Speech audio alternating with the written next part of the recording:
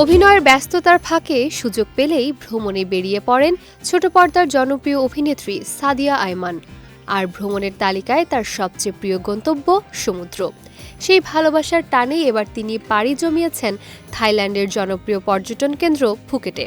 সেখানকার সমুদ্র সৈকত থেকে তোলা একগুচ্ছ ছবি সামাজিক যোগাযোগ মাধ্যমে প্রকাশ করে ভক্তদের প্রশংসায় ভাসছেন এই অভিনেত্রী।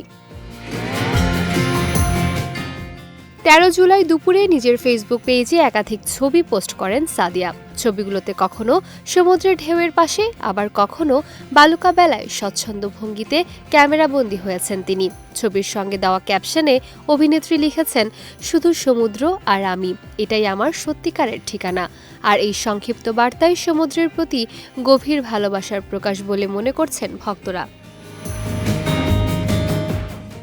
ছবিগুলো প্রকাশের মাত্র ৪০ মিনিটের মধ্যেই পোস্টটিতে প্রায় ২৫০০ প্রতিক্রিয়া জমা পড়ে। পাশাপাশি মন্তব্যের ঘরেও অসংখ্য ভক্ত ও অনুসারী তার সৌন্দর্য, স্টাইল এবং ভ্রমণ মুহূর্তের প্রশংসা করেছেন।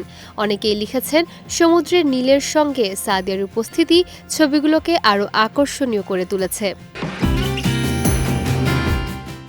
ক্যারিয়ারের শুরুতে রোম্যান্টিক চরিত্রে অভিনয় করে দর্শকদের নজরে আসেন সাদিয়া আয়মান। তবে গত কয়েক বছরে তিনি সচেতনভাবে নিজেকে ভিন্নধর্মী চরিত্রে তুলে ধরার চেষ্টা করছেন।